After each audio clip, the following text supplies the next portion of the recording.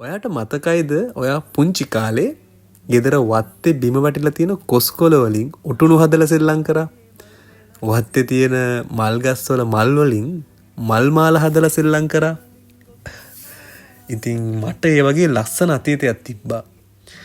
මම පොඩි කාලේ මම හිතන්නේ 2000 ගණන් වල මුල වගේ මේ ටීවී එකේ හැම තිස්සෙම ගියපු සින්දුවක් තිබ්බා. ඒ සින්දුව කියන්නේ භද්‍රජිත් මහින්ද මහත්මයයි සමිතා එරන්දති මුදුන්කොටුව මහත්මියයි. එතකොට මේ සින්දුව රිලීස් වෙලා තියෙන්නේ 1994 හද සැලුනා කියන ගීත ඇල්බම් එකේ. ඉතින් මේ සින්දුව තමයි දෙවට අයිනේ මල් පිපෙන්නේ. අහලා බලමු.